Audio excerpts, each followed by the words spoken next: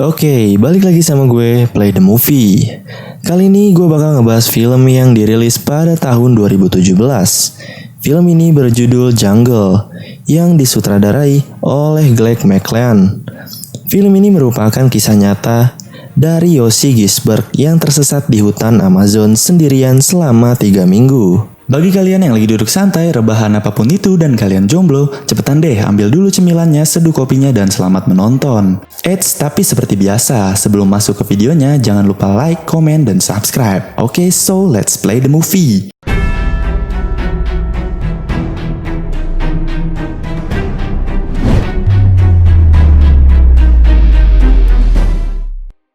Di awal cerita film ini kita diperlihatkan oleh Yossi yang baru balik dari perjalanan Afrika kembali ke Meksiko.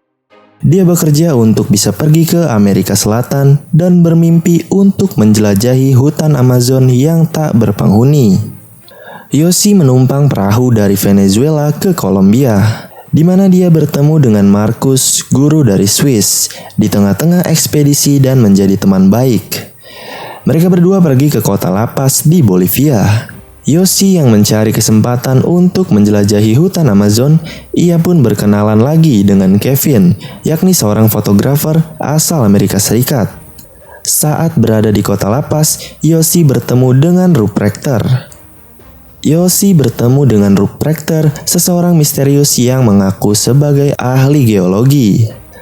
Kemudian, Ruprechter mengajak Yossi berpetualangan ke hutan Amazon untuk bertemu dengan suku pedalaman di sana dan mencari emas. Yossi pun menceritakan kembali ke Kevin dan Marcus kalau dia bertemu dengan Ruprechter. Yossi mengajak Kevin dan Marcus untuk ikut bersama Ruprechter menjelajahi hutan Amazon untuk bertemu dengan suku pedalaman yang belum bertemu dengan orang asing. Yossi, Kevin, dan Marcus bertemu dengan Ruprechter untuk membahas ekspedisi mereka di hutan Amazon. Di sana, Ruprechter menjelaskan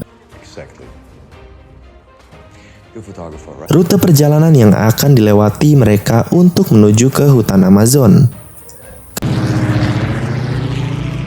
Keesokan harinya, Yossi dan ketiga teman barunya memulai perjalanan dengan menggunakan pesawat menuju ke kota Apollo.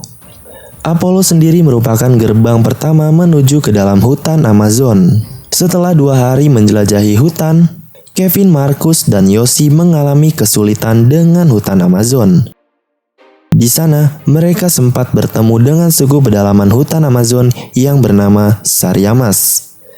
Mereka pun diterima di sana dan mengobrol banyak di sana. Mereka diberikan makan dan juga melepas lelah mereka di sana sebelum melanjutkan perjalanan menjelajahi hutan Amazon. Esok harinya, mereka melanjutkan perjalanan. Selama di perjalanan, mereka kehabisan perbekalan. Mereka membunuh monyet untuk dijadikan santapan malam. Yossi, Kevin, dan Ruprechter menyantapnya, tapi tidak dengan Marcus yang merasa jijik untuk memakan monyet. Siangnya, mereka melanjutkan perjalanan menyusuri hutan. Akibat perjalanan yang melelahkan dan keras, kaki Marcus mulai terluka cukup parah.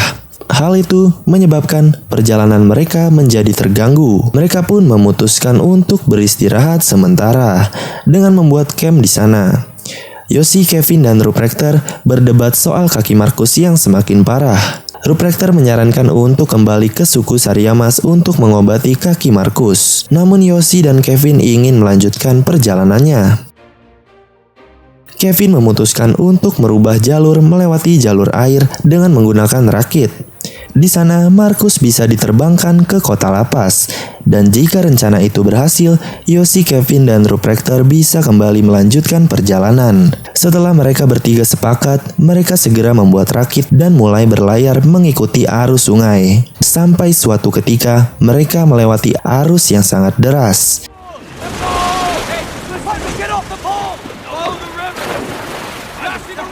Kevin menjadi panik karena Ruprechter selalu memberikan jalur yang salah. Hal itu yang membuat Kevin dan Ruprechter hampir berkelahi, tapi masih bisa dipisahkan oleh Yossi.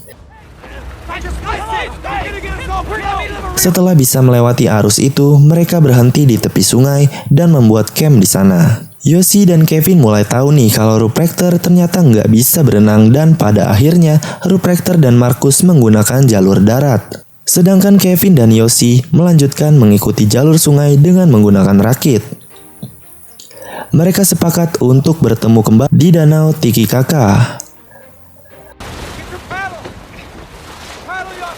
Lalu saat di perjalanan menggunakan rakit, Yoshi dan Kevin kembali melewati arus yang sangat deras. Sampai rakit mereka menyangkut di batu besar.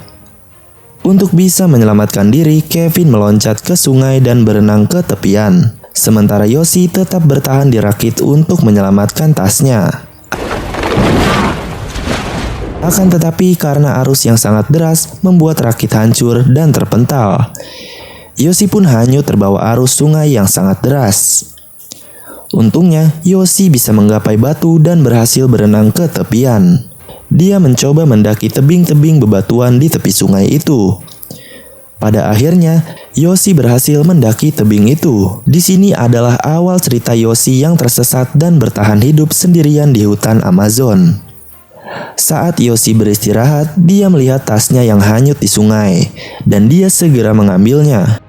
Yoshi segera melanjutkan perjalanan untuk mencari Kevin. Usaha mencari Kevin tidak berhasil. Besoknya Yoshi membuat pesan untuk Kevin kalau dia akan pergi ke Curi Playa. Dan Yoshi juga meninggalkan beberapa makanan untuk Kevin. Di hari ke-6 Yoshi mulai kelelahan dan kelaparan. Dia mulai memburu apa saja termasuk saat itu dia menemukan ular. Dia menangkapnya dan memakannya. Dia juga memakan telur burung yang di dalamnya sudah jadi anak burung. Saat dia beristirahat kembali, dia melihat kepalanya benjol dan melihat di dalam benjolan itu ada yang bergerak. Di malam hari ia hampir saja dimakan oleh jaguar. Lalu di pagi harinya benjolan itu membuat Yoshi sangat kesakitan. Dia pun mencongkel benjolan itu dan ternyata isi benjolan itu berupa parasit menyerupai cacing yang menyedot darahnya Yoshi. Singkat cerita, Yoshi sampai di Curi Playa. Di sana dia menemukan tempat tinggal suku pedalaman Amazon yang sudah tak berpenghuni. Oleh sebab itu ia berencana untuk melanjutkan perjalanan ke Huriname yang sangat jauh. Namun kaki Yoshi terluka. Esoknya saat di perjalanan, ternyata dia hanya berputar-putar di tempat itu. Hal itu membuat dia sangat kecewa. Di tempat lain, Kevin ditemukan oleh warga dalam kondisi pingsan di tepian sungai. Beruntungnya Kevin masih hidup dan segera dibawa ke pemukiman warga setempat. Singkat cerita, saat kondisi Kevin mulai membaik, dia melapor ke Kapten Armada mengenai apa yang menimpanya dan meminta kepada Kapten Armando untuk mencari Yoshi yang tersesat di dalam hutan Amazon.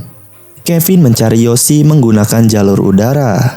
Namun hal itu sia-sia karena hutan Amazon yang sangat luas dan lebat. Kemudian Kevin kembali menemui Kapten Armada untuk mencari Yoshi. Tapi Kapten Armada menjelaskan bahwa Yoshi bisa saja sudah mati. Karena menurut cerita setempat, orang yang sudah hilang 3 minggu di dalam hutan Amazon sudah dipastikan akan hilang. Karena merasa kasihan, akhirnya Kapten Armando memanggil kembali Kevin. Bahwa dia akan membantu Kevin 1 kali. Dia menyuruh Kevin untuk menemui Bang Jono. Karena Bang Jono ini tahu seluk-beluk hutan Amazon dan sungai Tolichi, yakni sungai yang menghanyutkan Kevin dan Yoshi.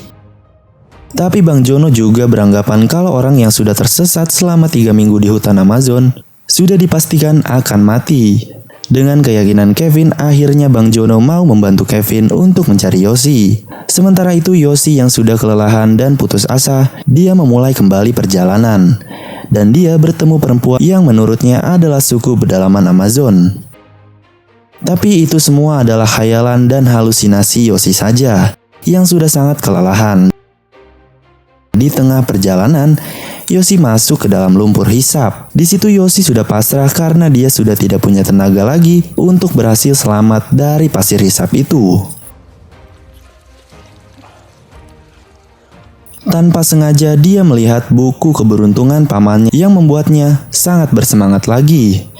Dia berusaha keras dan akhirnya berhasil selamat dari lumpur hisap itu. Setelah selamat dari lumpur itu, Yoshi sengaja menempelkan badan dia ke pohon agar semut nempel memenuhi badan dia. Dan dia semakin semangat lagi serta untuk menjaga kesadarannya.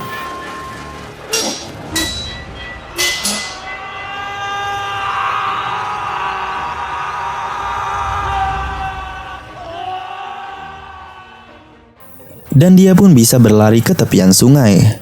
Setelah tiba di tepian sungai, di sini Yoshi membuat tanda Y agar seseorang bisa menemukannya. Di hari ke-19, di sini Kevin dan Bang Jono tidak bisa melanjutkan perjalanannya karena arus yang semakin deras. Sebenarnya tempat mereka berhenti adalah tempat Yoshi beristirahat, di mana ada tanda Y yang tidak diketahui oleh Kevin.